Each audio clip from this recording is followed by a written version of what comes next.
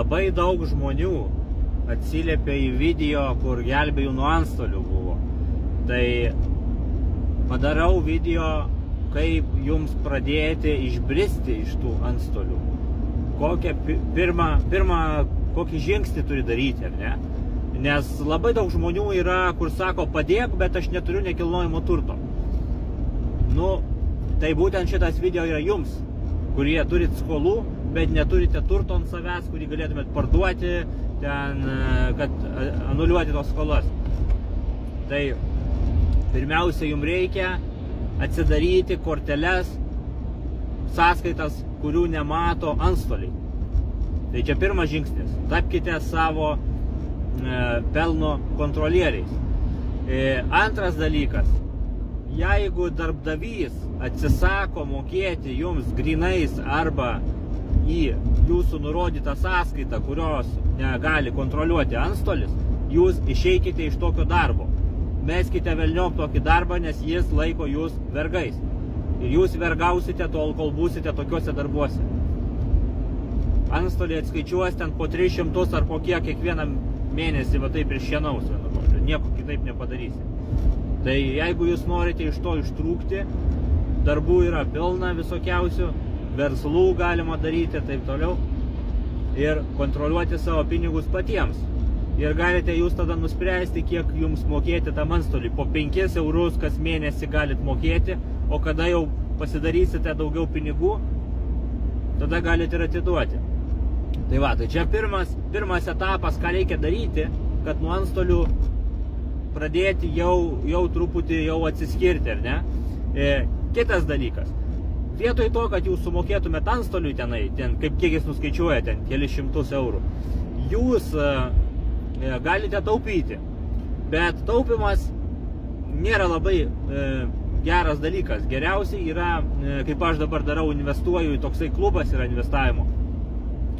Tai tą taupimą daryti tenai.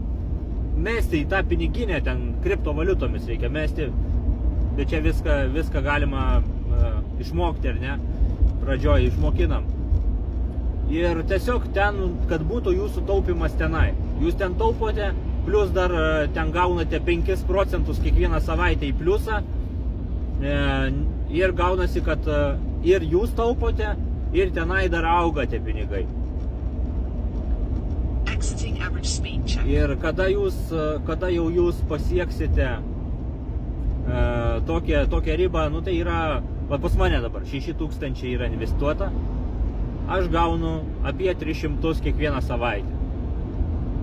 Tai žiūrėkit, jeigu jau antstoliai nuskaičiuoja 300 kas savaitę, tai jūs dasiauginate iki tokio lygio, kad jums programa 100% padengia antstolius, tai viskas, jūs tada esate laisvi, nes jūsų investicijos atneša tiek pelno kas savaitę, kad padengti pilnai jūsų antstolių įmokas.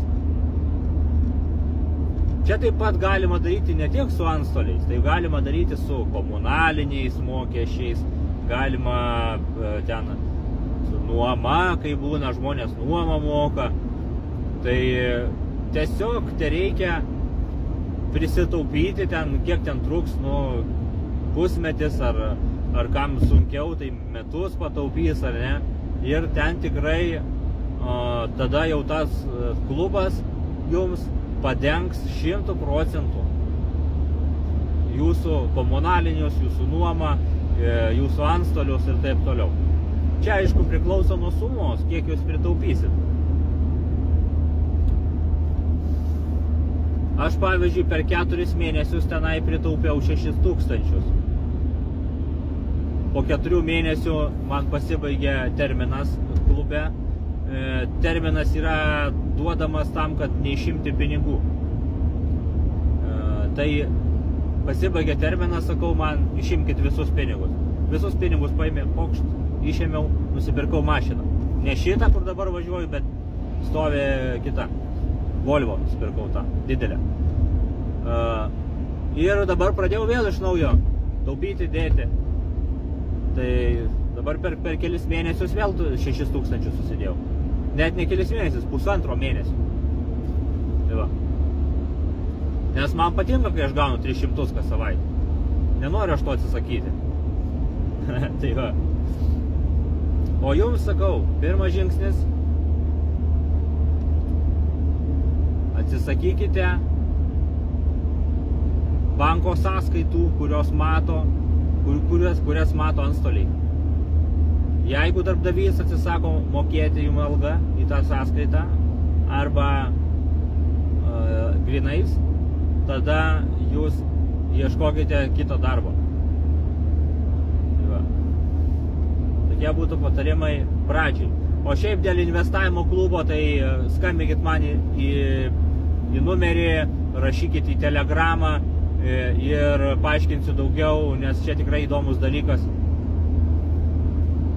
Gal dar padarysiu atskirą video apie tą klubą, dar paaiškinsiu daugiau.